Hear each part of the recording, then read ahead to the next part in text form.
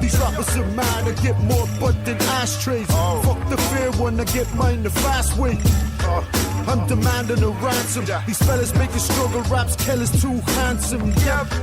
Put the money in the bag. They call me Jack the Ripper, get the money, get the cash. I'm on the N11 with the onion in the dash. And fellas getting 5 for 100 in the bag. But Keller's got 7, lucky number 7. Ducking all the weapons, fucking with the references. I'm big in the game, my favorite rappers all dead and half big in the name. And I'm serious as Syria. You pussies think that you're sick, but I don't see the symptoms like chlamydia. I'm getting rid of you, just like that. It's the motherfucking Ripper strikes back. Nice to meet you. They seek him over here, they seek him over there. The name Jack the Ripper and they seek him everywhere. The Ripper returns. Lord of mercy, the Ripper returns. They seek him over here, they seek him over there. The name Jack the Ripper and they seek him everywhere. I still creep through the fog, asking Mrs. she was sleeping with Rob. Good night, they call me Jack the Ripper, Jack of all trades. Boogie down productions, Jack of spades. Jack in the coke looks like black lemonade. Took a breather for a second, now I'm back in the game. Little dirty weed sellers not pushing the scale. Matter of fact, if this was Russia, they'd have put you in jail. Better kill all of that gun talk, cause one talking dumb dog will turn that gun talk into run offs. You fucking Speedy Gonzalez, you rappers sweet like pina coladas. And I know talk is cheap, cause you really wouldn't beat a piñata. And in woodwork's the only time you reach for the hammer. So stop, it's not hammer time. Jack the Ripper, batter rhymes. Hit it once, then I'm fucking out, Duncan Valentine. That's bullshit, Mr. Handman. Had your bird in the bed, popping on a handstand. They seek him over here, they seek him over there. The name Jack the Ripper and they seek him everywhere. The Ripper returns. Lord of mercy, the Ripper returns. They seek him over here, they seek him over there. The name Jack the Ripper and they seek him everywhere. I still creep through the fog, asking Mrs. she was sleeping with Rob. Good night. An old head, feeling like a young king. Pretty young thing, with a tongue ring, smoking skunk shit. A very big house in the country. Hit it once, then I leave it hanging like bunting. Boy, I tell you something, you say one thing, I smash your head like a pumpkin. But this ain't rock and roll, this is Bobby Bias. Don't make me put a hole in your body pie. Sinister rap champion, sick of you rap bastards. Sick of fans, you stick your tracks, I'm sick of asking. I'm full force with the sound. Just because I'm wearing polo, I'm the horse in the round. I am Kel the Terrible, one and only general. Once again, back is the incredible. So let the trumpets blow and hold on, because the driver of the highest is a pro. They seek him over here, they seek him over there. The name Jack the Ripper and they seek him everywhere. The Ripper returns. Lord of mercy, the Ripper returns. They seek him over here, they seek him over there. The name Jack the Ripper and they seek him everywhere. I still creep through the fog, asking Mrs. she was sleeping with Rob. Good night. Knock him out the box, Ripper.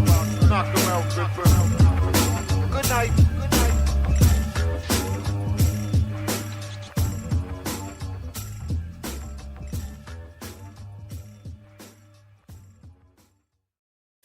Hail, hail, and welcome to the HomeBhoys Live podcast here on Tuesday, the 7th of April. Here we are, post-Easter, full of chocolate. We have survived the Kano dinner dance, made it home, just about. Plenty of stories to be told there, I have to say. So we're back. We're minus Paul this week, because Paul is off in Australia with the Asterisk Years. He's out there haunting Ramsey Street. He landed in Australia and broke the record for being the whitest man in Australia ever. So people are following him around, poking him with the stick, asking him if he fell off the moon. He's having, but the photographs are having a good time. I sent him a message yesterday saying, all these photographs look so good. I'm thinking of starting to send you threats. You know what I mean? Because looks like he's having a blast. So we haven't got Paul tonight to talk to us. It'll be another couple of weeks before he's back. But of course, we're joined by the usual, the trusted Mr. Jason Higgins out there in Wishaw. Hail, hail. How you doing? You all right? Back from Fife? Back from the East Nuke, the lovely East Nuke of Fife. It was nice for the weekend. Fantastic. Yep. Weather good? It was glorious. Glorious. The weather was fantastic here today, so it is. It was beautiful. Beautiful. But it's very Irish thing. I said to somebody today, I said, the weather's great. And the first thing out of their mouth was, I heard it's going to change. I was like, any are fucking good news you want to break down? He says it's going to get better then. It's just like, here. It's just an Irish way to go. I mean, the weather's great. It's going to be bad on Thursday. Oh, really? It's fucking Tuesday. Let's enjoy the sunshine. We're joined, of course, by the Reverend David Harper, sitting feet up on the run again. I'm up in my man cave, or my wee boy cave, whatever you want to call it. Why? So, what's a change of scenery? Is there something? You barred out or something? Nicky's here, she's downstairs, she's out, so she's still on. You got through out of his own pub. He's got a 3-week ban. He got paged to a stand looking at himself in the mirror having an argument. I once got banned for a pub on my 18th birthday for a week. Believe it. For a week? I got banned because I got banned. For about 6 months. I got banned because it was my 18th, because I've been drinking it for 3 years. And my mother put my picture in the local paper as a baby's for my 18th, and they went bananas in the pub. It's what's the big deal? I'm 18 now. I come back next week. I'll teach you a lesson. Come back in a week. All right, take your custom away from here. So, plenty to talk about. Obviously, we weren't on last week because I was still recovering from the Kano dinner dance. We'll probably talk about that for a little bit as well. But there was also the podcast that Richard Swan did, the TikTok Kano end of season dance special, which was absolutely brilliant. And we were all fairly well oiled in some of the interviews, I have to say. So we didn't do a show, so we're back this week to do a show. And tonight we're going to have a special guest. We have Al from the Boy Zone. Now, I don't mean he's not Ronan Keaton's mate. He runs a YouTube channel called The Boy Zone where Al does video interviews and outside games and stuff. And I found it the other week and thought that's pretty interesting. So Al's going to come on tonight and have a chat about it, find a bit more about Al. Apart from that, we've got a list of stuff to go down. We've got the St Mirren game. We've got. I've got no Fat Club information. Only one person. Listen, to be honest with you, I think Fat Club took an unmerciful kick in the balls. I think it's been eaten alive. It's gone. We'll wait. You think about it, right? There was the Kano dance, right? And you were going to go out and enjoy yourself then, right? I know I was anyway. So me and you were in Witherspoons drinking cider and eating Scottish breakfast at about 9:30. So Saturday morning. So at that point, I think Fat Club disappeared. And then I think it started with the pints in Dublin Airport at 6:30. That's possible. That's possible. That was only one pint, in fairness. So and then there was the week of recovering when you're kind of just trying to get through the days, eating what you can get your hands on, and then you have Easter as well. I tell you what you can get your hands on, like you just catching small animals in the street. Just foraging. I just mean you're not very particular about what you eat. I mean, you're not going to have to make yourself a salad. But then, that's what I'm saying. But then you have Easter with all the chocolate. You know what I mean? Somebody's filling up on chocolate. You don't have to fucking eat it, man. Sorry, Joe. Right? I think we should maybe rewind back a few. See that strict regime you were going with kettlebells, discipline, like we don't know what we're talking about. And it's easy. And I'll show you. What happened to all that? It's been just give us a wee rundown. Apart from foraging for your dinner, give us a rundown. What went all wrong? Where did it go wrong? Well, I think the Kano dance derailed it, right? So that's one night. But then again, I don't do nights like that very often. So it was like I was a week of suffering. You know what I mean? And then my wife makes a good dinner. So to be fair, it wasn't one night because you didn't stop the next day. What? Drinking. I wasn't drinking that much. What else are you going to do? Sit next to you? You were fucking starfished on a table outside the Rangers shop at fucking Glasgow Airport. But you had about 8 pints, son. I didn't have any 8 pints. You had 4 or 5 when you were sitting with me when I was awake. Did I? Fuck, man, I had wine before that too. Must have been pissed. But anyway, right? I still spewing everywhere when we go back to Dublin. Don't you talk about spewing, man. Fucking state you left that fucking room in. Come on. So, and then there was Easter, you know what I mean, and the chocolate stuff. So, if anybody's to blame, it's Jesus. So, and the Lord works in mysterious ways. So, He might want this from me. This could be a challenge. This could be a test for me. Answer for that fella. Exactly. So, this could be a challenge. He's testing me. Right? Yep. I'm up to it.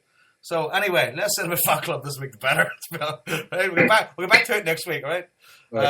So, do you want to talk about the Kano dance real quick before we get into the football? Mm-hmm. As well, because I've never seen the football. That's true. So I have snapshot recollections of a lot of stuff that happened. I had no recollection of eating Bobby Petta until I found a photograph on my phone. I was like, there's me and Bobby Petta. I don't remember that happening. To be fair, we shouldn't have really had the 7 or 8 pint before it. But we did have like a lie down. Aye. We spooned. I was spooned for a while. Kept each other company. I mean, homeboys are closer than people think. So no, it was fantastic, man. It was such a great night, full of great memories and great moments, and just phenomenal. You know, better than the one the year before, which my wife didn't want to hear. But when she came back, she wanted to hear it was crap because she couldn't be there. But what a night, man! What a fantastic night! And the following day wasn't as much fun. The following week wasn't as much fun, to be honest. Ferrero Rocher's all around. Oh yeah, ambassadors of the Kano Foundation. We all got a lovely little Kano Foundation engraved hip flask, which you have sitting in this room somewhere. And it's beautiful. It's fantastic. And I was delighted. And there was a great fundraiser from what I heard, Jason, as well. Yeah, the foundation made, I think, roughly about £11,000 that night alone. That was brilliant, you know. But I think for all of us, it was very humbling and great to be nominated as a lifetime ambassador of the Kano Foundation. I just think the foundation must be struggling if they put 4 years up as ambassadors. No, in all seriousness, it was a great accolade and very, very chuffed, you know. And it was, they had a fantastic night. I would agree with you, Joe. I think it was better than last year's as well. I just think they've upped the game a wee bit, and and obviously look forward to next year's onwards and upwards. But it's fantastic, and it's the top night in the calendar for me throughout the year. I just really look forward to it and roll on next year. And the Kano Foundation is going from strength to strength, so it's very, very pleasing, and we're just happy to do a wee bit. Aye, it was. I mean, it was. If there's anybody for the Kano Foundation listening tonight, I've got raffle tickets here. Blue 11 to Blue 10 and green 481 to 490, which were Paul's. 20 quid raffle tickets and that, but we were out the room the whole time. I just know they were up there shouting, Blue 11! We're going once! I'm out there listening to Joe slaving a lot of shite about the Lost Boys. I forgot about that. Fuck's sake, that's right. See, another thing, I mean, obviously we done the interview with Richard, and I can remember doing that, but there is a video interview of the 3 years, and I've got no recollection of whatever I said or whatever you said, and I'm just thankful to the Lord this thing hasn't surfaced. No, I think, as far as I know, I think it's gone because I went looking for it. It started off, and he says, "So what about?" And Joe was like, "Good. Well, the Kano Foundation and the Lost Boys," and I'm like, "What the fuck is he? Come here and talk to Jason." That's exactly Jason just turned around and said to the guy with the camera, "Fucking talk to me." That's right. Getting lost. And I was standing there going, "What happened?" And then the guy was just talking to me. He said, "What the fuck are you talking to the Lost Boys for? They were never Kano Foundation, were never other Lost Boys." I was like, "Really? Fuck, I thought they were." Fucking disaster. I did that. I was talking to Packy Banner. I was half juiced, and I was telling him some story about the first time we met in Hampton. And I was through the whole story. At the end, he just went, "I don't remember any of that." And I was like, "Fair enough, Packy. Dead on. See you later." Big Packy was brilliant. He was in great form. Aye, fucking fantastic, man. I enjoyed himself, that's for sure, right? Hell of a night. Well, Harper, should we reveal the details of our trip home, our research into the Hangover 4? There wasn't much to fucking tell. We sat at the airport for 12 hours. Well, I starfished for 3 hours. Well, that's basically what we woke up at what? I think we were still in the room. They kept trying to get through, and they kept refusing us to get through the gate. Like, oh, you're going back to when we woke up? Oh, yeah. Aye. Right, first of all, let's go back to even before Harper had booked. So you've booked, Joe, and then I've said to you what time's your flight home at, and then you told me it was stupid o'clock, like 8 in the morning or whatever. And I says, that's no good. So then Harper proceeds, he phones me and he's like, right, I'm going. It was after we done the show and we were talking about looking forward to the dance, and you went off and you spoke to your good lady Vic, and she's like, you better go to that. So you booked. And so when he's booking, he's like, Joe's got this flight home. I was like, oh, you can't book that. I says, get a flight to Belfast if that's only one to Dublin, and just get a train down. I says, because that's a disaster. Oh, no, we'll be fine.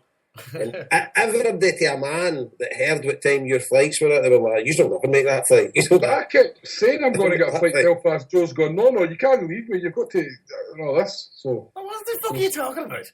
I didn't that day, I says, I could see me in a flight. Oh, no, you can't do that. We're going back together. I can't be doing that. I've got my work cards. Joe's got the blame for you being a hammock. Right. Completely. It's all my fault. No, listen, the clock's right. See if he'd woken up instead of sitting on the stairs eating his breakfast, we might have got the flight. Hang on a second. I booked all the flights and all that there while you were asleep. No, but you went down and got your breakfast then because I've been travelling to the airport. No. He went and got his breakfast about 9:30. Your flight was at 8. Aye. Flight 9. I tried to stay up for it. See, that's the thing. We tried to stay up, right, because it was 2:30, but the clocks had gone forward, so it was 3:30. So two of us were kind of like, let's just stay up. It never occurred to us that they might not want to let us on the flight after it. Aye, I was kind of like that as well. So, like, basically I said, right, I'll set my alarm, which I obviously didn't. And then I woke up at 9:30. I was like, oh, for fuck's sake. So I went down, it says, while I'm here, I may as well have some breakfast. So I left Sleeping Beauty in the bed. And then I headed down, and I met Tommy Gilmore down in the lobby, and he just started laughing at me. And I was like, oh, this is a disaster. And he says to me, he says, oh, my wife was just saying there this morning how much of a lovely fella you are. I'm going to hand her my phone now and tell her to ring your wife and tell her how much of a lovely fucking fella you are. So I was sitting there just dying in the hotel, fucking having my breakfast. And this random guy walks up to me and he goes, a rough night? I was like, I says, oh, it was rough enough. Oh, I feel too bad. How do you know? He goes, your top's on inside out. I was like, all right, no bad. Thanks, mate. Cheers. Oh, fucking hell. So eventually we ended up having to go to the airport at noon and sitting there until... We went to the airport like 11:30. So we went to the airport and they wouldn't let us do security, so we had to sit outside the Rangers shop. And you couldn't sleep in those chairs. So Harper proceeded to grab a table from somewhere and just starfished on it for a couple of hours. People started taking photographs of you. No. Like you were some sort of star attraction. Wild animal or something. Boy, for the Rangers shop was going to get security, haven't they moved us on ahead? The guy from the Celtic shop kept walking next door and talking to them, and I felt like going, oh! Fuck you, that! Talked in for. Yeah, it was fucking... And by the way, Jason, the Celtic shop's at least 20 washing machines bigger than the Rangers shop. Mm. Oh, magic, man. Easy, at least. Easy. Magic. Easily. That's exactly what I'm looking for. So there you go. So there's our... Twice we tried to get through security and we kept getting refused because we were too early. Aye. Disaster, man. But then it was alright, we went through, we watched the 2 games of football, had a couple of pints, something. So. And then I fell asleep at the boarding queue and the cops woke me up. Can't sleep here. I was like, oh, okay.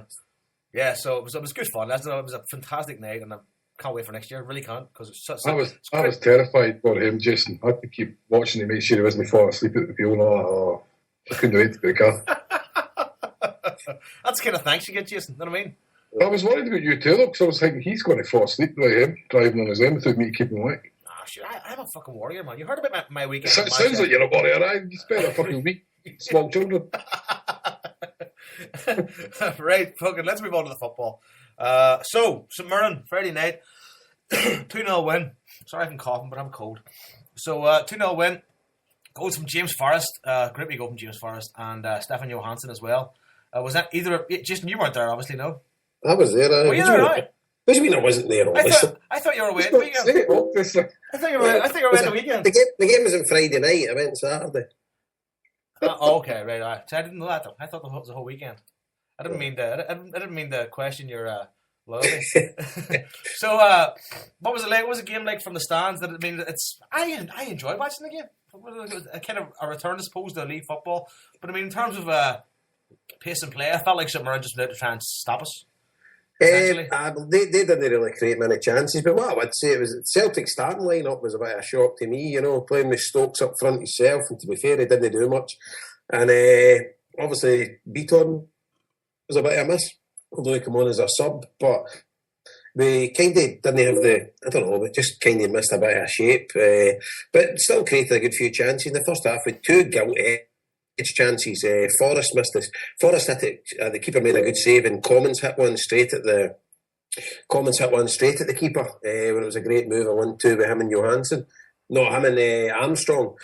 And then I think Commons had a flash as well. He tried to beat the keeper at a near post, or not, it was Stokes. So we had a few good chances, really good chances. In the second half, they didn't really create anything. But the pass to play was good, and then obviously it was great for us to get a goal, and then he won the penalty as well. It was a handball, tucked away with no arguments with who was taking it. Johansson straight away. So it's pleasing to get a result. But I was a wee bit. Obviously, he's got to change the team up at times. But I just thought Griffiths should have started up front. I think we missed him. Stokes didn't really lead the line very well. But I'm happy with the points, and then at Aberdeen, they're dropping points again, and it looks now that the league's kind of in the bag. So I'm looking forward to the Jags game tomorrow. Yeah. And happy enough with the points. Lee Griffiths is too busy on that. What was that? I seen the highlights. He was eating a Tonks tea cake. But one thing I would say is St Mirren have kind of made an arse out, because see the amount of Celtic fans outside that ground and hold money up looking for tickets, and half of their stands are empty. I think they miss a trick. They should extend the Celtic end to a lot further down the bit where the cameras are. You can't really see them. But I mean, there was a lot of Celtic fans locked out there, didn't have tickets. And that's crazy. It's crazy for them. If they're selling it out, fair enough. But they're not, and behind their goals there's plenty of gaps. So it's a trick miss for St Mirren, because there was a lot of boys there looking for tickets. I didn't see any getting sold at all. Why do we not just go back to cash gates for places like that? No, you can't really, because too many would turn up and there'd be crushes and stuff like that. There was a thing years ago that said Celtic wouldn't have a cash gate again for I think it was queuing up for tickets for an Old Huns game. I think it was the one we beat 5-1 or whatever, but they just don't seem to do it. I know at Celtic Park they introduced it because you've got a big enough stadium, but when you play these stadiums away from home, when we turn up, if it was a pay at the gate, I can remember years ago going to Tannadice and things like that, and if you weren't there like an hour before, you weren't getting in. The Celtic fans locked it all over the shop. So I don't think it's something they can bring in there. They need to sort of try and control it to a certain extent. I don't think that's an answer, but I know it's a gutter. When there's half empty stadiums there and guys locked out, it's just pish. This sounds stupid. Like there's empty seats, there's guys standing outside with money. Doesn't surprise you with Scottish football, mate, does it? It does not surprise you at all. But no, good win for Celtic, and St Mirren are fighting for their life. They've obviously got a big game against Motherwell tonight, but they're fighting for their life. But there was men against boys. It was pretty an easy win. Harper, you didn't see the game though, did you? No, I was at the Drogheda Bohemians game, doing some homework for a future podcast for us. So I was doing my bit for the show. And did you watch the highlights even? No. You haven't seen anything? I saw James Forrest goal. That was it? I actually saw it when I was watching the Drogheda game. I don't know how they come up on YouTube and that, like that. But that was it. I was just following it at the game, that was it, like, to be fair. So, see, I was kind of pissed off because obviously I would have probably rather watched the Celtic game than go to the Drogheda game, but I bought my season ticket, and I just feel that because I've got my season ticket, I'm going to go to the games, because I'm night out on a Friday night, and plus, as you know, the boy Larkin Fitzgerald that works beside me plays for Bows, so they were up there, and I wanted to go up because he was playing, see how he played and that kind. So I've got to miss the Celtic game, but sometimes there's other things going on, and I was annoyed because I wanted to sit and take pictures of myself at the bar in the Rarakin. There's the only pub open in Ireland. I couldn't even do that. The hotel bars are open. They didn't count. So that's just done with football then, I suppose. you don't get to say about it like you were. And I really enjoyed the game. Just sat there watching, had a beer. Really enjoyed watching the game. I don't think you've seen it, Jason. I did see it. Of course I seen it. Yeah. But that was a great goal from Forrest as well. Great pass from Brown into Matthews, and then cut back to Forrest. Great finish from Forrest. And he seems to be responding well to, I don't know, these podcasts when we're saying leave him alone. It's great to see him playing good. It's good to see the sort of accuracy in the passing. I mean, earlier in the season it was a bit like, a lot of passes were going astray. But like I've said in the past few weeks, like keeping the ball now is just we're phenomenal at it. Even in close spaces, with teams like St Mirren that want to close you down and want to stop you. Fantastic. I mean, great goal. I mean, Johansson, I really enjoyed seeing the fact that Johansson was just like, right, that's my penalty, I'm going to take it, and that was it, no arguments, because that kind of puts to bed any sort of press speculation that comes up with those sort of things. But apart from that, I really enjoyed it. Great, looking forward to tomorrow. Beaton was a sub, as you said, and he came on. He's all right then, because it looked like he could have been a bit of a bad injury. He got by Israel last week. He's all right, obviously. Yeah. He came on 60 odd minutes, 66 minutes. Is that why he never started? Just because he was maybe kind of recovering a wee bit for that, or just a maybe, and obviously, Isle has obviously said we maybe need something different, so that's why he's potentially brought him on. Because, as I say, we were making some sort of half chances, but we weren't kind of putting them away. But so he's obviously decided he's required. So, I'd have liked to see him for the start, but I can understand if Celtic were 3-4-0 up, which it could have been. We could have been 3-0 up in the first half anyway. There's no need to bring him on, then you can rest the guy. But there you go. So there you go. Right, so we've been joined by our guest here. We're joined by Al from the Boys Zone. Al, are you there? Hi, Joe. I am. How's it going, mate? Not too bad. Yourself, pal? You all right? Yeah, very well. Thanks for having us on. No problem. Hey, Al. Before we get to Al, we're joined by Harper and Jason. Do you want to say hello to Al there? All right, lads. How's it going? Hey, man. Al. Right, so before we get down to talking about the Boys Zone stuff, I mean, let's get your take on the game on Friday night, seeing as you're on here now while we're talking about it. I mean, what was your overall sort of view on the game?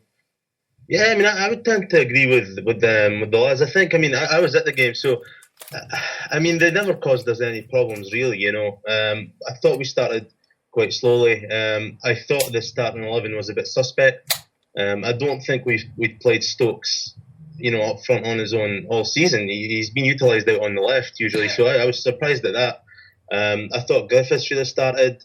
And I think we missed Bitton, like the lad said. Definitely missed Bitton. I mean, when he came on and Johansson was pushed further up, Johansson's definitely more effective, just behind the strikers, further up the field. So I don't think we were in danger of not getting the 3 points, but it wasn't a great performance. But you know what? We got the 3 points. We did what we had to do. Overall, it was comfortable, but we weren't at our best.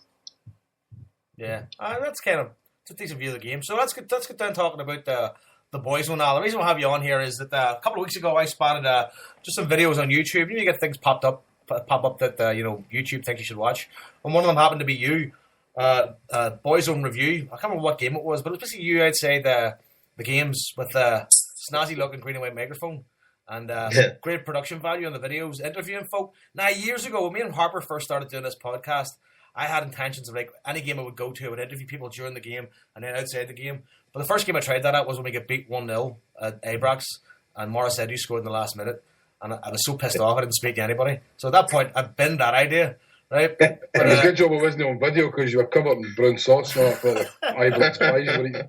Fuck's sake, Blue nose burgers. I get this shit all the time. I Athletic with Balfour at that game. You did, right? That was the first game. I was going over there. So was scored in the last minute of Rats. Oh, it was horrifying. But anyway, so at that point I was like, I've been this idea because I just wasn't going to be any use at it. But you seem to be doing a good job at it. Plenty of videos. You seem to be at all the games, and you're meeting all kinds of fans coming out of the stadium, which is great because you don't see a lot of that. You don't see a lot of people. You see people on kind of Sky Sports sometimes or Sky Sports News giving their opinion. But that's about it, and they kind of pick and choose what they want. Whereas you're kind of getting guys coming out of the stadium, talking to them, and asking their opinions, which is a really good time to get people because they're just coming out of seeing what they've seen. Their opinions are fresh. And so when did you get this kind of off the ground, and what made you start doing videos inside Celtic Park? Because So basically, we started, the first night that we launched was the 19th of February. It was actually the Inter Milan game at home. The sort of idea and concept of the Boys Zone came into existence not long before that. I'll give you a bit of a background. There's actually only 3 of us that are on the channel. So it's myself, obviously, there's another 2 lads. And obviously, I love the Celtic. That's that goes without saying. But we're also very passionate about the fans having a voice and a platform. And we'd noticed, you've probably seen them. There's actually 3 similar channels down south. So Arsenal, Liverpool, and Man United have sort of similar channels for the fans. And with the Celtic, the global fan base and so on, we always felt that we should have something similar for our fans because, like you say, Sky Sports News or even the Celtic channel might interview fans sometimes, but it's never really about the fans. And we don't, we have no censorship either. They can say what they want. So rather than sort of wait for somebody else to sort of go out and do it, we just thought over the Christmas period we were talking, we were like, you know what, let's just do this. And that's where the idea was born, really. It was born over Christmas in 2014. So, yeah, just picked up from there. We just went out. It's like fully self-funded. We're just normal guys. We've got full-time jobs, and we just do this in our, following Celtic, which we love doing. So we might as well just give the fans a voice as well. So that's the whole concept of it. So yeah, I mean, like you say, we've only missed, I think, one match so far since we started, and it's actually it's not that easy, because I actually live down in England. I don't live in Scotland anymore. So I live down in England, and the other two boys live on the East Coast in Scotland. So logistically, it's quite difficult sometimes. But you know what? It's worth it, because giving the fans that platform to actually say what they want, and to share their views is all, that's the concept, that's the aim, and that's what we want to do. So that's just like the history of it, really. And do you have a background in like media? Because some of the videos are well produced. Like, I mean, the visuals and all are good, the graphics and stuff are good. You look like you know what you're doing. That's what I'm saying. I mean, you don't look like some clown wandering around just talking to random strangers. Well, you know what, mate? This is the first time I've been on a podcast, for example. I'd never done anything in media myself. I just went in there, but we've got the other two lads. I mean, one of them sort of works in marketing anyway, and he's got that background, so we've got that covered. And then the editing, we just learned that from scratch. We used the software, and we just taught ourselves how to edit. So none of us actually have a background in media or anything. We've just picked it up as we've gone along, and we're still learning. And we're actually keen for people to get involved with us. So anybody who's up for helping us out in editing, or even doing the interviews if I can't make a game or whatever, anybody that wants to get involved, just get in touch with us. They can email us, they can find us on Facebook, we're on Twitter, we're on YouTube, obviously, and they can just go to our website, boyzone.com, just get in touch and get involved. We just want everyone to get involved. It's all about the fans at the end of the day. You're gonna have to weed out a lot of nut jobs from here on after saying that in the show. That's exactly we know. Well,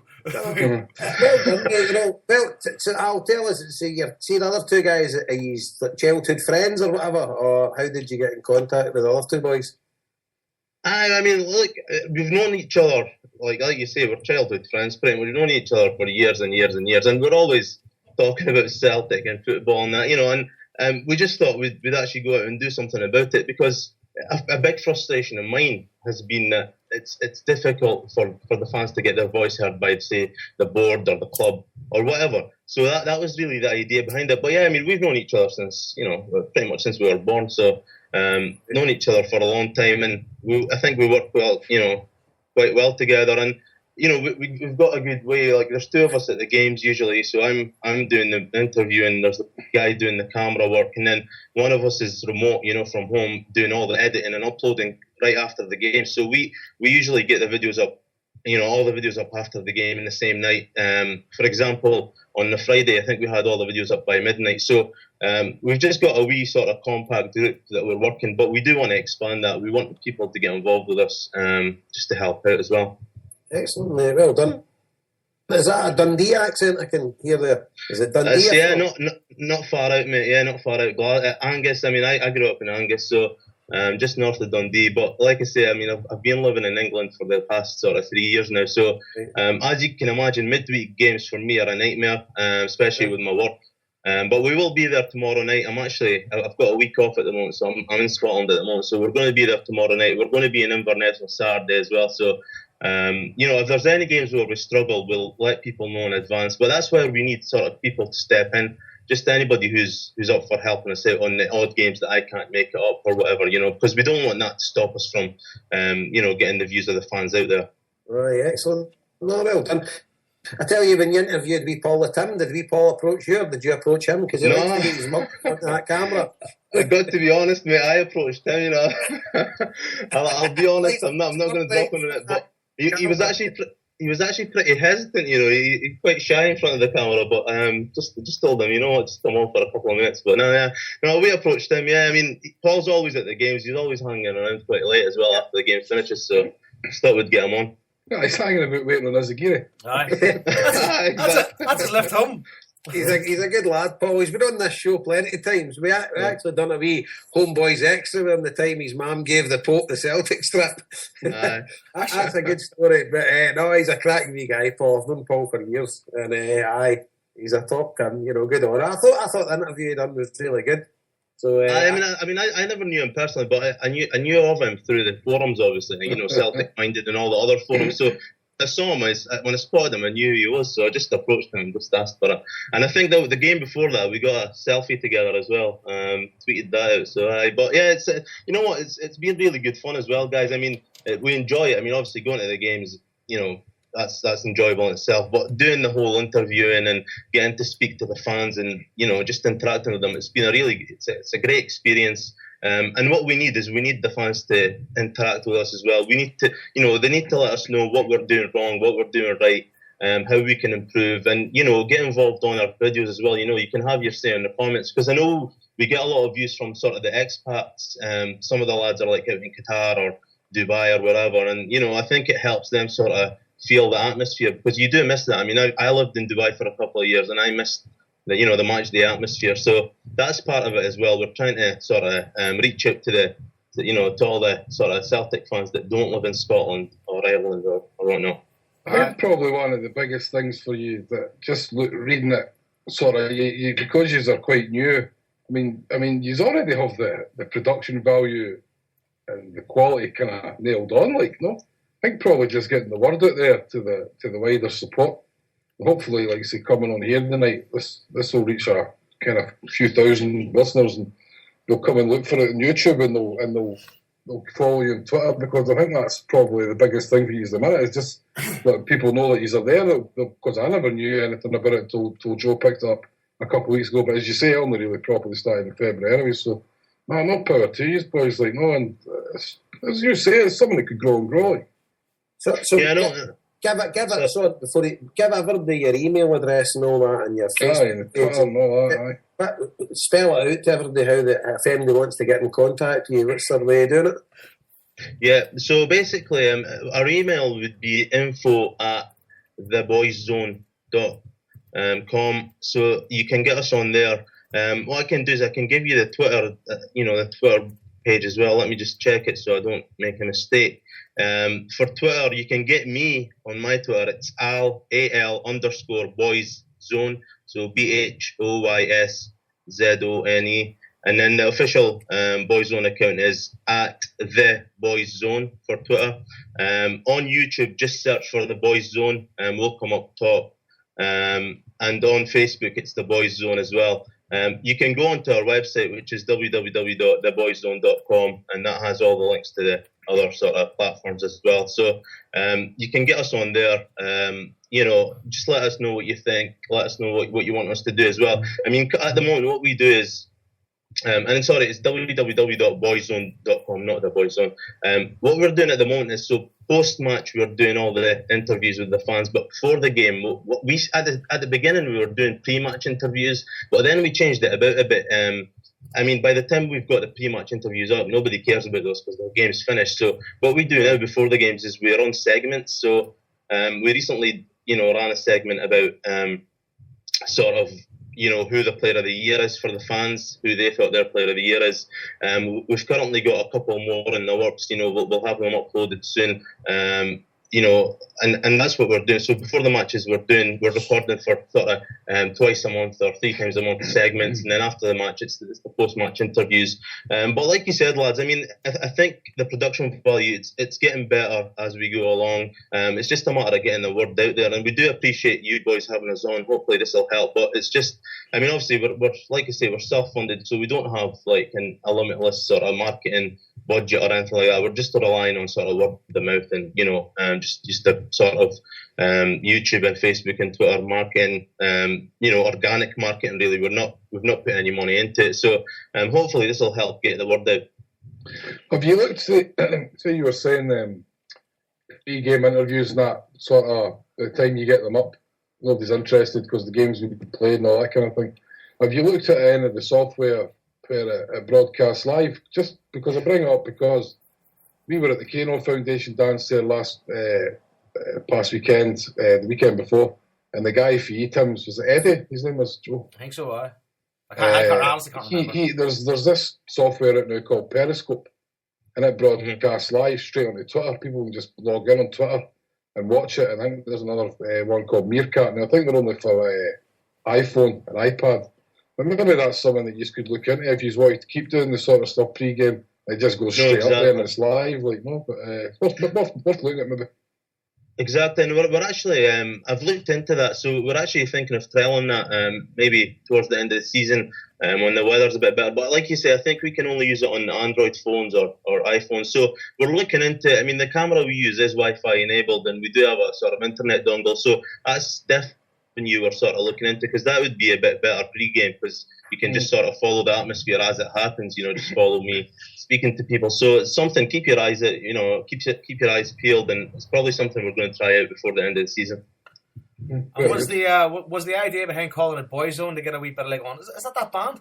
I mean, you know what? We were sitting down. This is literally how it happened. We were sitting down, brainstorming for names. This was after we decided we were going to do it, and we were sitting down, and I just sort of... Somebody stuck on the wrong key. Put some music down, get inspired. You know what? We just came out with it, the Boys Zone. It's a bit of a play on the band, and, it's catchy. It's a bit cheesy, but you know what? Who cares? It's easy to remember. So that's how it came about, really, the Boys Zone, And I think back in the sort of late 90s, there was a fanzine that was running that was actually called the Boys Zone, I believe, but that's no longer in existence. So that's how it came about, really. We were just sitting around the table brainstorming, and someone came up with it, and we decided to go with it. It caught my eye anyway. That was a good thing, because I really enjoyed watching some of the videos, because you do spot guys like Paul the Tim, and you go, I know who he is. I mean, I've seen his face everywhere. And you see Izagiri as well. He's got him on camera too. So it's looking great, man. So I mean, all the best to you, and more power to you. I appreciate it, guys. And just before we go, let me just, if you don't mind, I'll just put our website again, because I messed it up the first time round. So it's www.boyszone.com. On YouTube, it's The Boys Zone. Just search for us on that. And Facebook, it's facebook.com/The Boys Zone. And on Twitter, Al_Boys Zone, and then it's Boys Zone for the group's Twitter as well. Get involved, follow us, like us, subscribe, and we're going to keep going, Can't wait till next season as well. Hopefully we'll have new ideas for that. But you know what? We're going to be there tomorrow night, so if any of you lads are going to be at the game, come and say hello. We're usually on the Celtic Way before and after the game, so if you find us, just come say hello, and we'll have you on for an interview. I'll be there, but I need to get around the other side. And I come in for a work in town, so I'll be coming in for town, and then I need to meet a load of folk out between the jungle and the Celtic end sort of thing. So I'll not be able to make it into the Celtic Way tomorrow night. But I'll come down 1 week. Definitely, I'll come down 1 week and have a bletherways. Yeah, that'd be good, mate. That'd be good. But once again, lads, many thanks for having us on, and it's been great. Just to get the word out there. So hopefully this helps. And what towards the end of the season, mate, or whatever, come back on, or the start of next season, and any like kind of new initiative you've got or whatever, just come on to the show and share it with the listeners, because at the end of the day, we're all in it together. We're not in this to make any money. It's just we're kind of providing a kind of similar type platform than yourself, just a kind of informative for Celtic fans. And as we've found out, Harper and Joe are closer to this than me, but a well proportion of our listeners are Celtic fans based abroad, because it's their bit of connectivity back to Glasgow, and to find out how the Celtics are doing from a fan's perspective, and it's I just think it's quite sad that the club doesn't do all this kind of stuff, although it's better when it comes for the fans because it's more natural. But again, it's the club missing it. I know they've done kind of things like this before, but it's not on a regular basis, and the club they totally miss a trick, and they let us down time and time again with stuff like this. And I think Celtic should have a radio station. They've got all sorts of stuff going on. I think Celtic should have roving reporters outside the grounds and things like that. But they just don't seem up for it. I don't know. But I think it takes guys like yourself, and obviously what we're doing here and other Celtic podcasts and things like that. I just think it's the fans that make Celtic, because the club certainly, they're in the dark ages with this kind of stuff, mate. And you, as you say, you've done this without any investment or anything. Just took it off your own back, and the amount of time and effort you're putting in there, you've got to be commended. So hats off to you. No, I appreciate it, man. Like you say, just wanted to sort of echo what you're saying. I think we've had quite a few messages from boys abroad, and expats in Europe or in the Middle East, and like you say, I think it sort of helps them get back into sort of that atmosphere, and it gives them a bit of a a bit of a lift on match days when they're probably missing being at Celtic Park. So it's great when you see these messages coming, because at the end of the day, that's what we want. Like you say, it's for the fans. It's not for profit, it's not for money. We're just doing it for the love of the club and love of the fans. So it's great when people sort of interact with you. But yeah, be more than happy to come back on towards the end of the season or next season. Just whenever you guys want me on, I'm always ready to come back on. Will we ever see you pissed on camera doing interviews drunk? It's kind of a prerequisite with this show. See if we'd got you on about another hour, you wouldn't be able to understand jokes. Well, you know what? Actually, I was hoping to be at the Kano Foundation dinner, but I couldn't make it. So next year, I'll catch you guys there, and we'll make sure we'll be filming as well. So we'll have you guys on the interview next year. Well, here. That's a bad idea. Get us early. When I say early, I mean like noon. Just make sure the raffle's known. All right, listen, mate, it's a pleasure to have you on, pal. Appreciate it, mate. Many thanks for your time, lads. Cheers. No problem. Take it easy, See you later. Cheers. Bye bye. I tweeted out the link to his website again there, and to his Twitter handle. Hopefully, because I must say this, give Al a follow on Twitter, AL_Boyzone, which BHOYSZONE.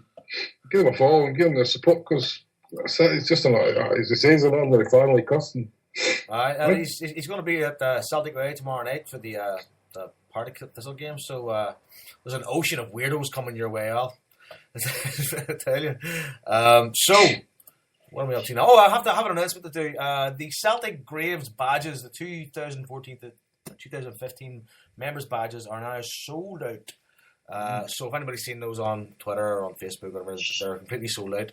And they want to thank everybody who's joined the Celtic Graves Society, and it's with their membership that they can complete the projects they do, and they can, remember former players and great work they do. It's fantastic what they do. I don't know if they've been. I wouldn't say we've forgotten them, but we probably should. Champion them a wee bit more maybe than we do at the minute. But I don't know. Yeah. Because I love the Celtic Graves Society. Oh no, absolutely! It's definitely fantastic. And as I say, it gave me one of my best ever Celtic experiences. With the 125th year mass at the Carlton the night before the Barcelona game. It was brilliant.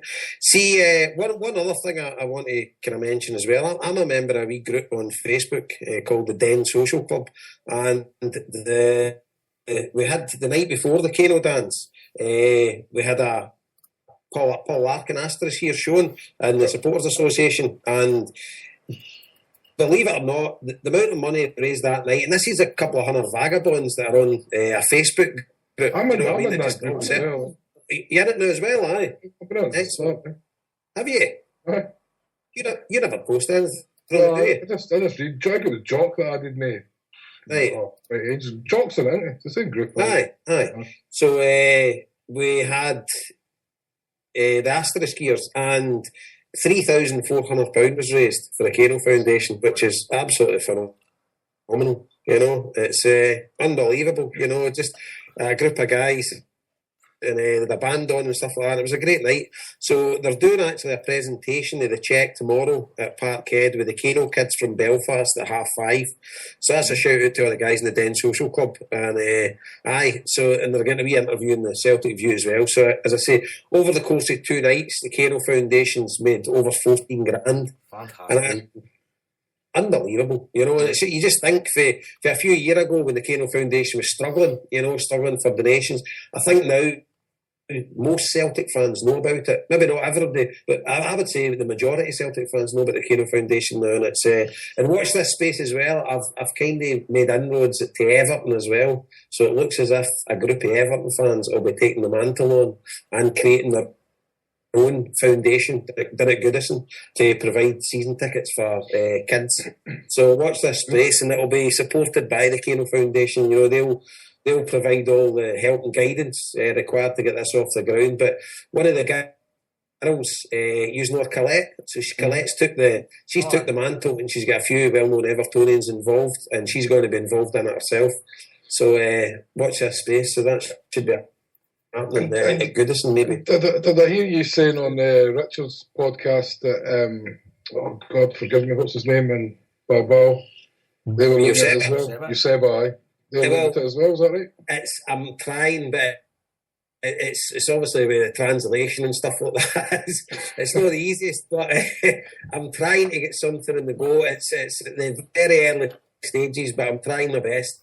You know, and as I say, two clubs that I would dearly love to take the mantle, and I'd love every club to do it. You know, we said that exactly. In the interview, Richard. Every club should be doing this, It's not a thing we want to just talk about.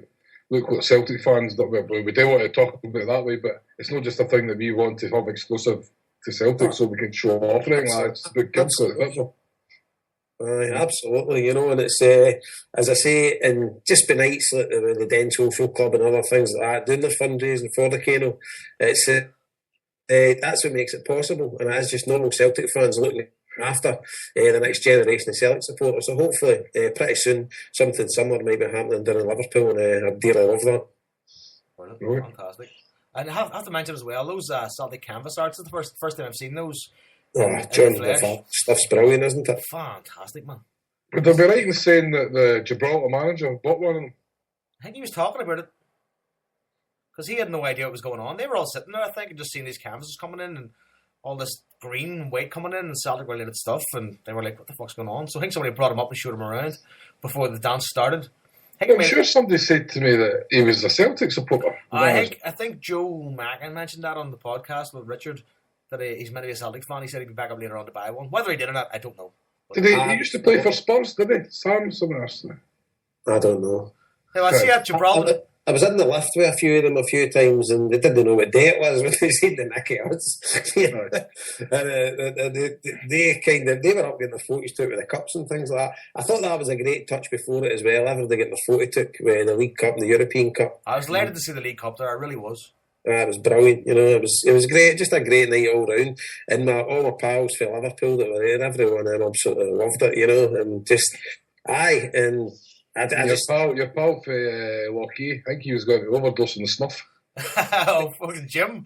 I think he thought that snuff was narcotics. what was it? I had a ton of snuff.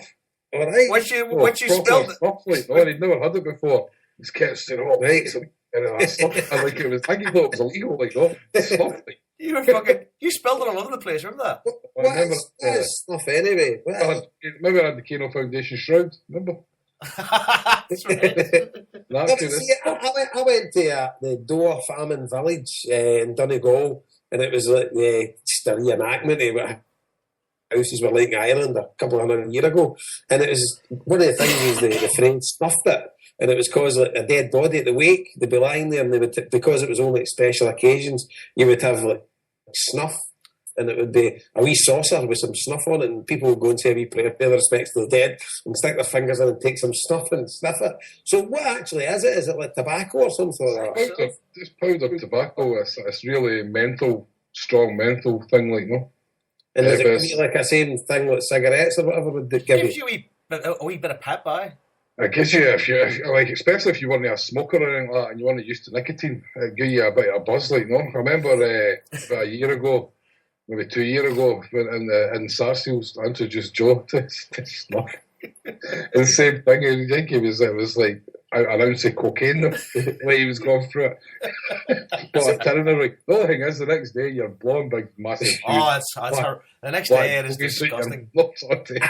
So where do you buy it? I've never seen it anywhere. It's probably something that it's not that common anymore, but the pubs here, like Sarsfields, would have the cigarettes, and they would have, there's all the old boys, an old boy sort of thing. Like, it's kind of probably something that's dying out, but the old boys would buy it and would sit at the bar and just pinch it and take a wee pinch, as you say, and stick up each nostril. Like, no, it's...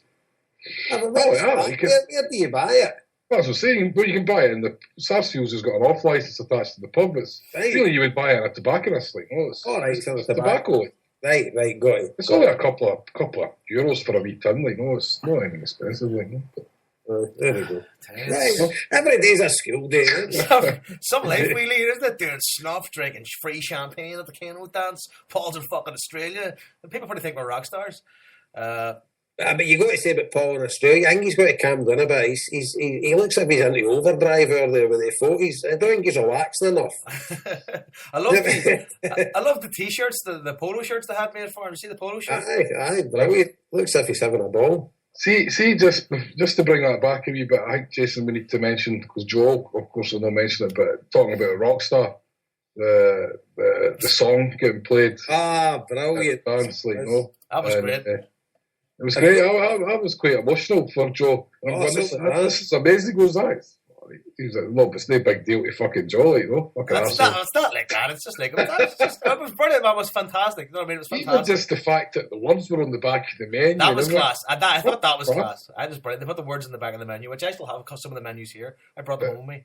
The reaction when it sort of kicks in after the slow opening, then it kicks in, everybody was up fucking clapping along and cheering and whistling. It was fucking brilliant, man. I thought it was amazing. Like. It was fun. It was one of the highlights of the night. It was obviously when they showed the video of Martin Kane, and a lot of us, we never met Martin Kane, didn't know anything about him, well, we knew about his condition and the money raised, and obviously it was the initial how the Kano Foundation was started, but when they showed that video and the members of Martin's family up there wasn't a dry eye in the house, I crumbled, watching it. And obviously you get a few pints in you as well, and you're watching something like that, and it just breaks your heart.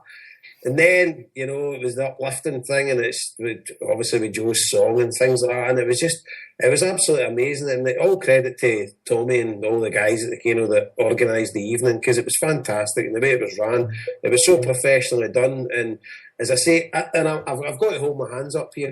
I was a bit of a critic of the foundation because I thought they were underselling themselves with this dance, and it was maybe a couple of years ago, so it was maybe justified because the whole point of having the dance was to raise money, and I just thought they were really selling it too short because of the value for money the evening is. When you go to these official ones and they're charging £100, they're charging £125. That's Celtic's charging them, more faceless promoters that are getting guys like Henrik Larsson and things there.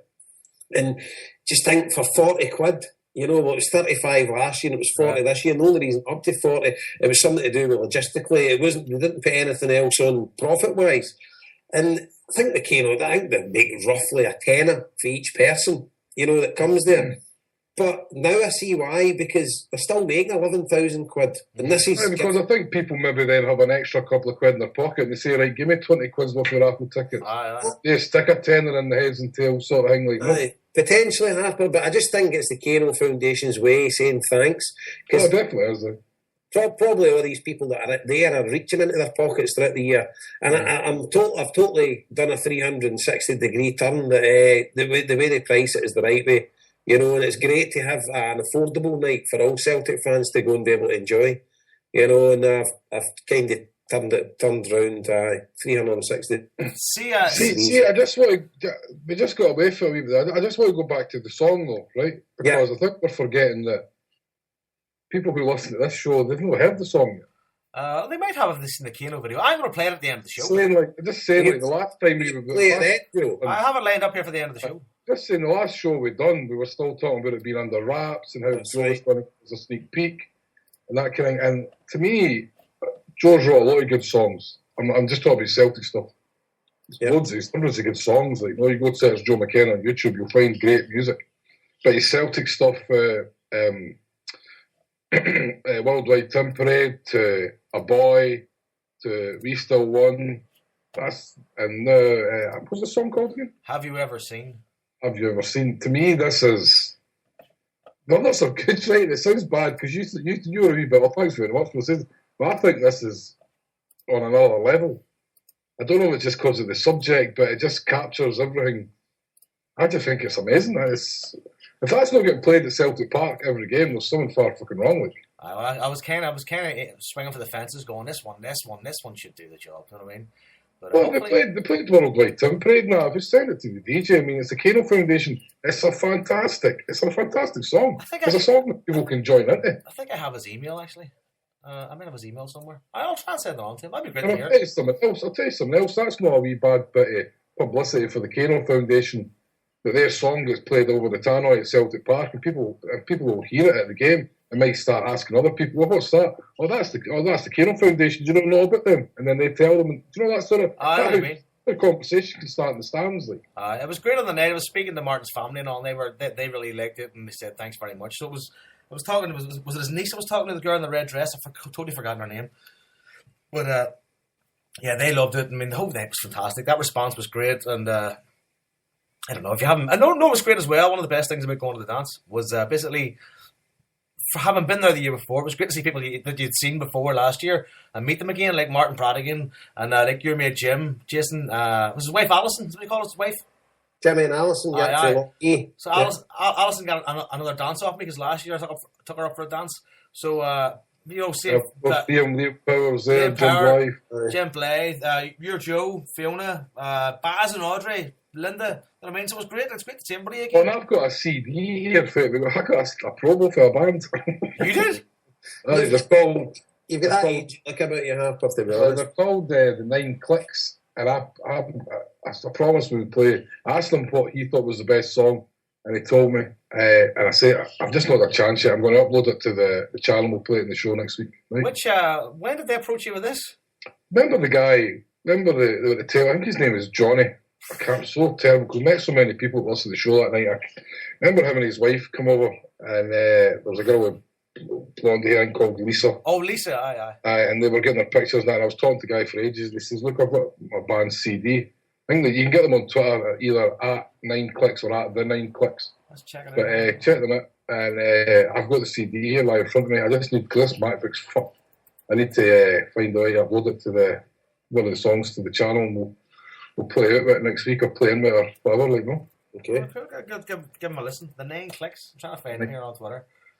Can't find it. So one other thing I'd like to mention as well, something that's it'll be happening next week, the next midweek game, that there'll be something happening at Celtic Park to remember the memory of Brother Wolfred. So it's under wraps at the minute. There'll be communications sent out tomorrow for various sources. There'll be something up in HailHailMedia and various Celtic forums and stuff like that.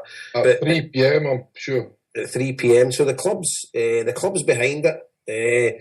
And all Celtic groups are behind it. Green Brigade, different Celtic. Wait, you didn't mean that it's not, when you say the club's behind it doesn't mean that it's the club that's organised. No, it's the fans. It just mean they're backing it. The club are supporting it. Right. So there'll be an initiative getting announced. So just watch this space, and everybody they'll be heading to the game next midweek. Just play your part and remembering the memory of Brother Wilfred, because that's one guy, the founding fathers that we can all thank for the great football club that we love. So and it's an initiative by a very good Celtic man, and he came up with the idea, and a lot of people have jumped in the coattails, and everybody's into it, and I'm really behind it as well. So let's just watch that space. There'll be an announcement going out tomorrow from various Celtic forums and communications out to the fans. So yeah, watch this space, and we'll all be able to play our part and remembering Brother Wolfred and what we do best. Fantastic. So what's on my list here? Move on. Liam Henderson going to Rosenborg. Yeah. I think it's a great move. 3-month loans. That's a short enough time, which is good. Aye, and it's like, obviously the kid would have got a few appearances between now and the end of the season, but as it's looking that the league is going to be won. So hopefully he can go over there and play like a key role, playing for Rosenborg every week, and get him into maybe a different sort of way of thinking and things like that, and just sort of expand his football capacity and just come back to us a better player. And I just think it's all positive, because I think he's one with a big future at Celtic. He's got a massive future at Celtic, Jason. I think he's an absolutely brilliant wee player. And the good thing about it is he's not going to make. No, when a lot of players go on loan, you just think, well, that's them. You'll never see them again. He's definitely coming back. Aye. That's why I was glad. He's coming back. I was glad to see it was 3 months loan. But tell me, is the Norwegian League only started or no? Well, it probably is because they play the summer. That's true, yeah. So if he started the season, he'd be getting in early and hopefully playing a good role. That's fantastic. He's basically just going until their season finishes, isn't it? And then he'll come back. Like, no. Aye, great move. It's good. And plus, obviously, with he's going to Norway. He's obviously going into the hands of somebody Ronnie Dale must trust. Yeah. Which is great. It just came out of the blue. First thing I knew about it was Paul the Tim. Of course, had a picture of him in the Rosenborg strip on Facebook. And I'm going, what the fuck? Well, to be fair to Paul, he was probably camped outside his house all night or something. I never get the wire. It's maybe not surprising. He's taking a bit of stick himself to mind at the minute. I was going to bring up earlier, but oh man, this, I don't know if you've seen it, but sometimes he'll come out with something and just everybody grabs it. And somebody was slagging off Azagiri, and he says, "Look, why does this always come back to me as somebody I call friend?" So you can imagine how that was grabbed. Someone I call friend. We Paul opposite, Oh, definitely. Azagiri says somebody I call stalker.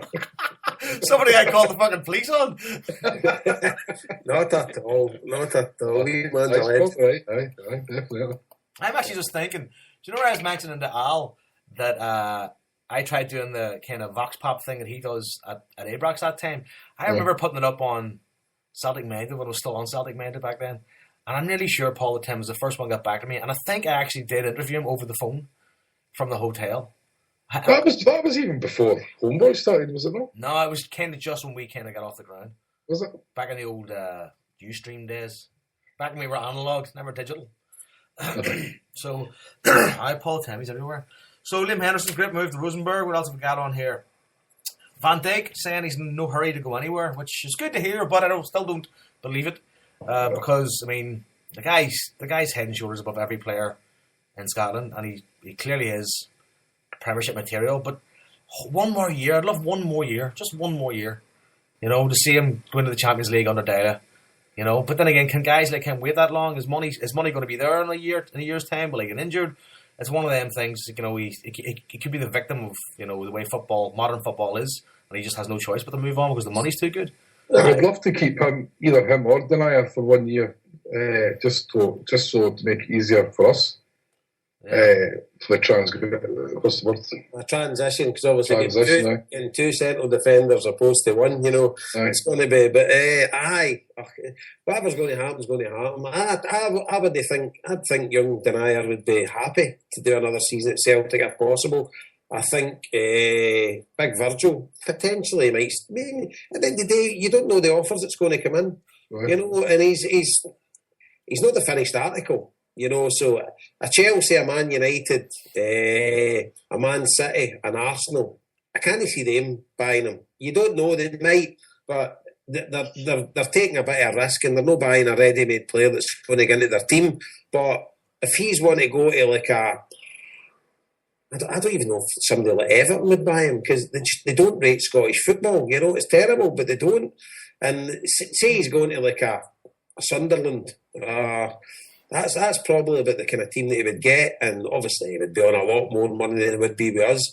But I think Celtic need to maybe dangle a carrot and say, right, if we qualify for the Champions League, we could give you X amount of 100,000 as a bonus. If it was down to money, things like that, because I think he could be worth his weight in gold for us next season, again in the Champions League. Or it's one of them as well. Celtic say, look, qualifies for the Champions League and we'll let you go. Let you go for a cup price. Or there's also the option, right? And this is just a bit far-fetched. Of possibly this is not you coming up so far-fetched. Of possibly saying to Man City, right, I'll tell you what, if you're interested in having him, you can have him for this price, but at the end of next season, and we keep Denier for a year. Well, that's a wee bit better than your buy one, get one free. Aye, but it's like whether Man City would get interested on it. Man City's in the market that they'll just go and buy Busquets or something. That's what I'm saying, you're banking on that. So I mean, you're probably going to have to, but then again, you're probably still get good money for from Man City. But then again, there's a close relationship, isn't there as well with Law and potentially? I don't know, but it's pie in the sky, obviously. But fucking nice. Who knows? But I'd love to see at least one of them staying, next season, because I think we're on the verge of a really, really good side, and it's exciting times. And the one guy I would like to give a shout out to is our good pal Johnny Mackay, because Johnny's half his nuts, but Johnny called it at the start of the season. I was talking to him Friday night after the game at Paisley, and he called it. He said to me, he says, we'll get knocked out this Europe. He says, we'll not be able to handle it, but he says he'll win the treble. This was at the start of the season, and he called everything in it. He says, we'll have a disaster in Europe, but he says, we'll win the treble. And all his thinking was it was too much for Dial at the time, which I think it was. He was never going to get his way playing through the players at an early stage, and effectively in Europe we were all over the place. But we have got it right, and it's good to watch. We've got a bit of depth in the team, and the two young boys for Dundee United have been excellent. Fucking Johnny Mackay knows all. Talking about centre halves, then. What's their views on the stories of Danny Wilson? I don't know. See that. I read the transcript that he said. He didn't say anything. He just says he's one of a number of players we've looked at. That was it. I watched a bit of their game. Was it yesterday? No, Sunday. I watched a bit of their game on Sunday. It's getting brutal. I heard it was hard. It was opposite that, so if Tyler wants him, fine, I'll back it, but it's not. I brought it up because we got a tweet earlier for the guys who used to do the Green Room podcast. Right. And they were saying, the boys Celtic have at the minute, who's on loan at Dumbarton.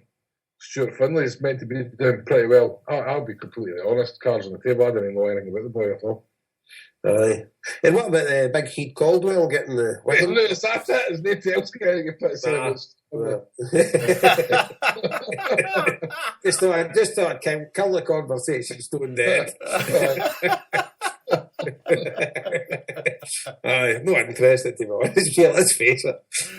Danny who? I thought it was Stuart Finley. He's a Celtic player. All right, sorry. I didn't hear that. I thought we were still talking about that clown Wilson. They were saying, they talk about Danny Wilson. He says, but we've got our own boy who's currently out on loan at Dumbarton. Right, Finley. Sorry, I missed that bit, mate. I wasn't doing really well at Dumbarton. He's our player, he's a young boy centre half. I just saying, cards at the table, I didn't know anything about the boy. And I was just wondering if anything used it. I don't have a clue. No. What's his name again? Stuart Finley. No. We Paul know where he lives about you. Tony Cassidy, mate. No, Tony Cassidy's fairly up. He's got his finger in the pulse with the youth. But I don't know, to be honest with you. And so can we go into Big Heat Caldwell now? You got a Wigan job? Yeah, the Wigan job. Aye, good on him. It was a day's appointed new manager at Wigan. There you go. Has he managed before, or did I miss something? No, well, he's obviously had a good career with Wigan since he left us. Well thought he done there. Personally, I think he played his part in getting Martinez the sack, but there you go. But not the sack, but obviously I'm going to Everton, but getting them relegated. But he's, I don't know, good luck to him. He's an ex-Celt, always tried his best when he wore the hoops. Wasn't everybody's favourite player, but he tried his best, and he had some good years at Celtic. He was one of those guys that came in, though. You didn't expect much. You didn't expect much out of him when he came in, but he ended up being fairly competent. He was no bad player. He wasn't great, He'll never get in the annals of Celtic greats, but he was a fairly middle player. Same my neck of the woods. Is he? Is it? Aye. Cosby Head. Black Manshire. Stirling. Cosby Head. Cosby Head. Claire Wallace's monument is Cosby Head. Okay. Cosby Head, the call. There you go. Oh yeah. And my wee team got a new manager. See Lennon got the Alloa job. Danny Lennon. See, you shouldn't have time. I was waiting for Joe to go, new Lennon. I'd say John Lennon before I'd say fucking Nick Lennon. I tell you one thing, that's one of the things, that was a disaster when that's whatever they were thinking, getting rid of him. Because see when they appointed that Tommy Craig, what other way was that going to end? Than disaster. You know, that's taking a football team back into the dark ages. You know, and it's just, and Danny Lennon won them a cup, kept them up, and they were challenging. You know, and they were playing some nice football under them. Aye, and then they get rid of him to bring in a dinosaur. And you're just like, and they disrespected Tommy Craig, you know, but he's seen it and done it in years gone by, but the game's moved on, you know, and it's a totally different era now. And it just perplexes me, but just that kind of again shows you the Muppets that are running Scottish football, that running clubs within Scottish football. That's it's just insane. HomeBhoys network is. Aye, and did you? I don't know if any. I tweeted it a couple of weeks ago, but it's that thing in the news that Brora Rangers, they're leading the non-league Highland League, the Highland League, and they so whatever the equivalent Lowland League is, it's Edinburgh City. So potentially, if they win the Highland League and Edinburgh City win, they're going to be in a playoff to come up to the majors. You know, come up to Division 2. The Brora Rangers don't want to come up. They've got a population of 1,200 folk, and they're geographically about an hour and a half drive north of Dingwall. Right. But they're going to be in the playoff to come up. So they're in the playoff and they would obviously want to chuck it. But that just shows you the Muppets that are running Scottish football. Yeah. You know, fucking Dingwall's got a population of 6,000 or something. You know, I've been battering on about this for weeks. But it's just insane, absolutely insane. And that's the idiots that run this game. And they wonder why we're in a bit of turmoil. Like, Jesus Christ. You know? It's that classic problem of adapting a model from somewhere else. I mean, more or less adapting the English model of football rather than kind of looking at what you have and going, like, well, how can we maximise this potential? How can we get the most out of this? Right. As opposed to just going, okay, this is I've got an important announcement. I'll wake up, can't be away. Right. See, English football. English football is like a one-off. See the way English football supported with the amount of teams that they've got. There's 90 odd clubs or whatever in a country of like 50 million, and even the clubs in the lower level get 5,000 and 6,000. Your clubs in the second tier get regular 20,000, 30,000. That's unheard of in any country in the world.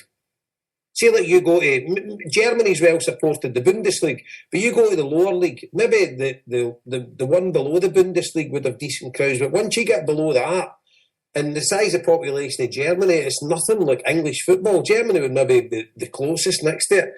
You go to like La Liga in Spain.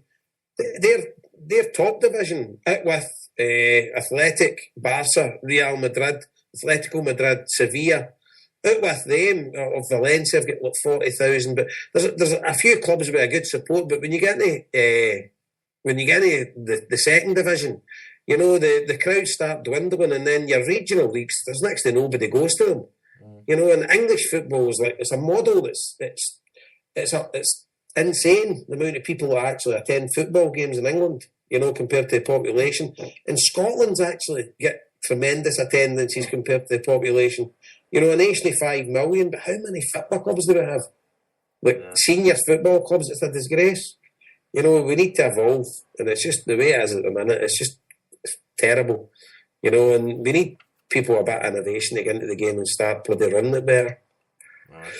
But you look at Scotland. It's not got much bigger population than Ireland, has it? It's good. What's Ireland? A couple of million. 4 million? 4 million? 4 something million? No, there's no 4. Is there 4 million in Ireland? Oh, I think there is, eh? Really? I mean, let me I think it's only like a million more in Scotland or something. There's only 20. Oh, I didn't realise that. But football's like... I know that, but what I'm saying is... Sport. I don't know if I would say it's a third or fourth sport, but it's not the main sport. But at the end of the day, still, there's only 20...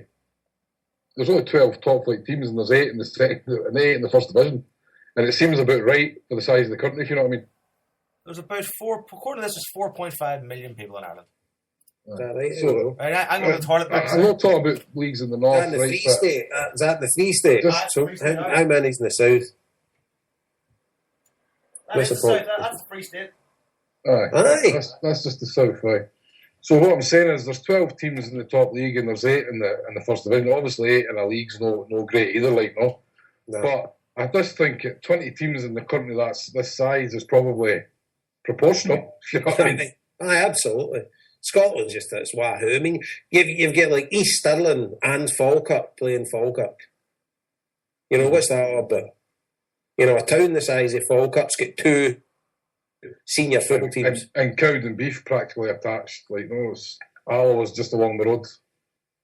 Cowdenbeath attached to Falkirk. It's not far away. It's not far away. Well, Cowdenbeath, Cowdenbeath, Dunfermline, Alloa. Oh, they're all in spitting distance. Aye, Wraith Rovers, Cowdenbeath, aye, East Fife. Aye, they're all right next to each other. Aye, I know.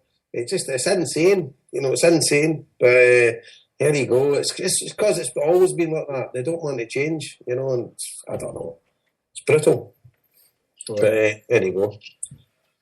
Right, so Harper, have you an announcement to make? Don't know, Harper. You came on a minute ago and said you had an announcement to make? I was going to get a can of beer.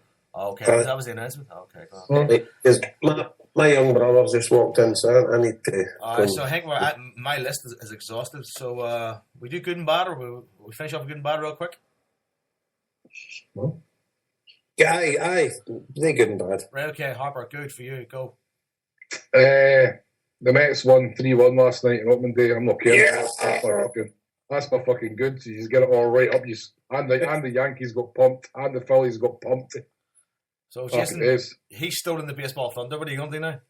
I'm happy with that, but no, I'll give more. My good is that live video he has in the Kano Foundation has never seen the light of day. That's my good. My good was Joe picking up a towel. I'd been sickle and cleaning his face with it before he realised he was covered sick. Swear to God, folks. Oh no! If ever you find yourself in a hotel room with David Harper, just question every decision you've made up until that point. Here, were you sick in that bathroom? I picked up a towel. Wipe my face. It's covered sick. Disgusting. Good for me. I have to go back to the Kano Foundation. The dance is brilliant. Like that moment when they played the song, people responded to it. I actually heard it back on the podcast, and I'd kind of half forgotten about it. I half forgot about a lot of the night. It was amazing. That was one of the high points of the night. It was amazing, Joe. Obviously, you're the recipient of all of these applause, but it was amazing. Oh, it was fantastic. It was great night, you know. And actually, I want to take my good back. For fuck's sake. I want my good to just be again, just to say thanks for the honour we got for being ambassadors. Quite unbelievable, to be fair. Yeah, I'll take my good back. That'll be mine as well. Hold on a second. You're all just jumping over my good. What the fuck's going on here? Quite the honour it was, and it was good the four of us all being there at the same time. I'm glad I made the trip. The four of us, three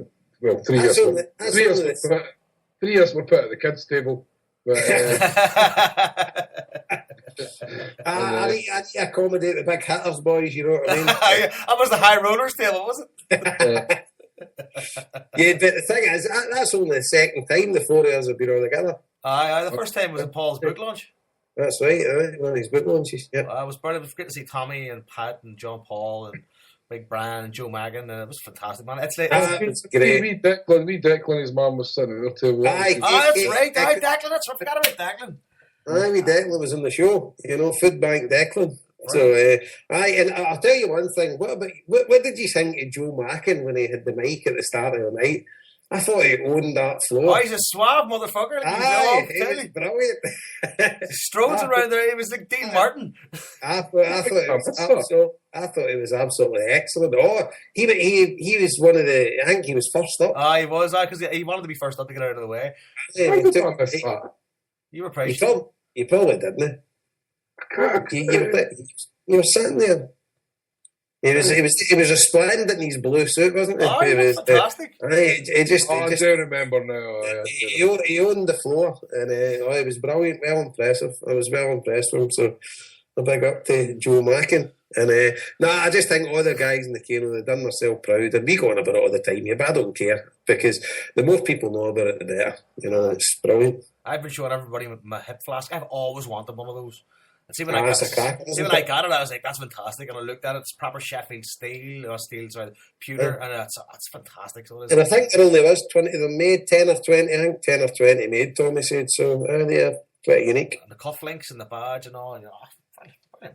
What else can I ask for? So bad. Your first ever cufflinks. And by the way, what you need to let the listeners know as well, guys, I've had quite a lot of people asking me, and Joe, did you wear Harper's trousers to the dance? No, I had new trousers. No, did you new ones? Right. We're gonna raffle Harper's trousers off. Right, aye. Can we do that? We will. We're gonna raffle them off. And the Kano shroud, I've got the Kano shroud. Kano shroud. We were all blowing our nose in it with snuff. That's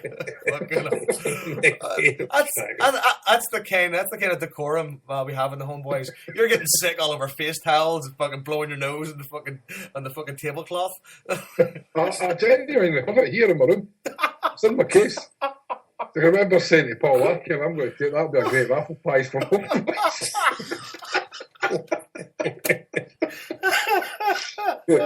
Somebody will definitely want that. Oh, here I think we got above ourselves with all the praise. Right, so you're bad, Harper. My bad, I suppose, was missed the game on Friday night.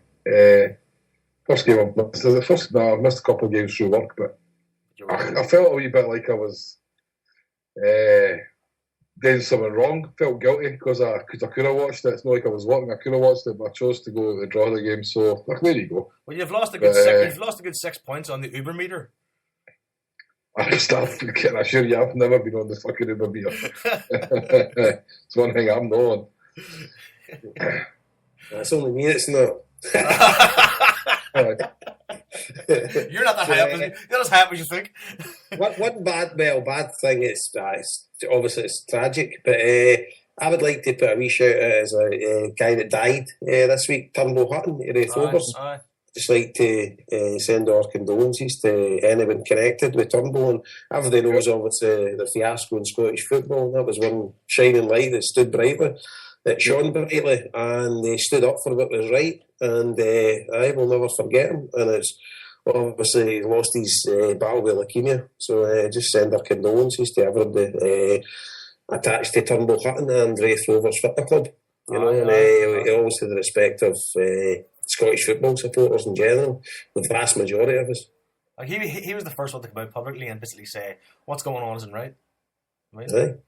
Yep, and he always stood up for it, never shirked any responsibility. A very successful businessman in his own right, you know. I think he was successful outside football, and he was a very clever guy, and by all accounts an absolute gentleman. So very tragic, and just rest in peace, Turnbull, and condolences to anyone connected with him. Yes, that's it. Without a doubt. My bad has to be the unbelievable Dante's Inferno of hangovers that I had having to come back from Scotland, because I had to go to work on the Monday because I was doing a job, and I was. See, once you start working with me, you just phone up people, put me in for a holiday. I was rattling. Oh, I mean, rattling. I didn't feel right until about Thursday. I don't do nights like that out. Like, I don't do that much drinking. So like whenever it's there, I was throwing it fucking over my shoulder. But is it because you want to drink 4 litres of cheap cider? Like, well, that's the thing. You know what I mean? That you do on here every Monday night. Well, actually, tonight I only had 2 beers. So there you go. Yeah, you take this one life too seriously. One week you're saying you shouldn't be drinking, you could work in the morning. Next week you're encouraging it. Right, I think we're done here, folks. So we are going to finish off with the Kano Foundation song that I wrote. It's called "Have You Ever Seen?" It's the one that was played at the dance. It's actually on the Kano end of season review video, which is on YouTube, and it's also on the Kano website. Right. And so here you go. This is the first Homeboys public play of the song. That's us done for the night. We'll talk to you next week. Any predictions tomorrow? I think Celtic will win. But I was talking to a Jags fan today, and he expects nothing from the game. But he's actually going. He says Partick Thistle have only sold 250 tickets or whatever, which I think is extremely poor. But Celtic will win 3-0. I go 3-0 too. I think 3-0. Oh, you're wrong. 4-0. Of course we know I'm wrong. Right, folks. That's all from us. Talk to you again next week. Hail, hail. Hail, hail. Hail, hail.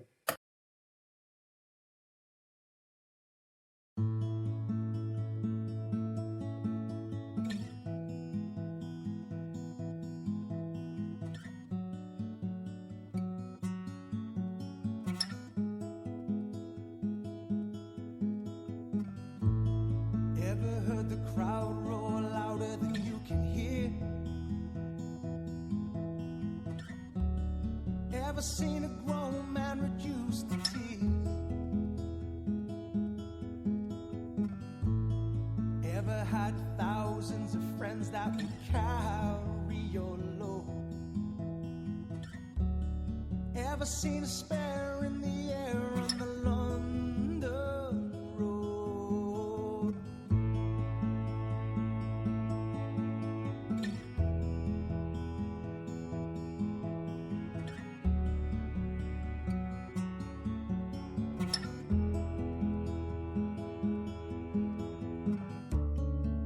I'll show you green you've never seen, you won't believe your eyes.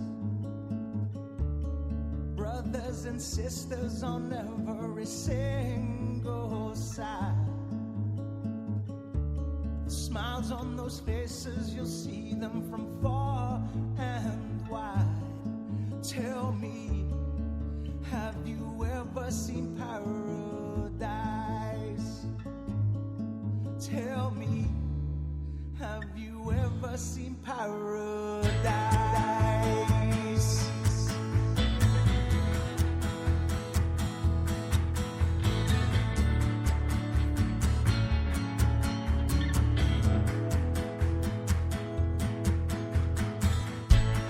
Ever been so excited you can't sit still? Jumped out of your seat, I promise you will. Ever had your arms around someone you never met?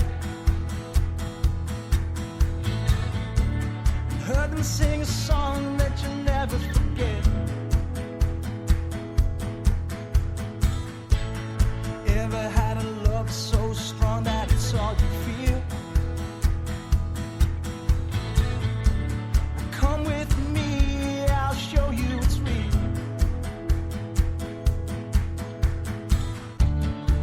I'll show you green you've never seen, you won't believe your eyes.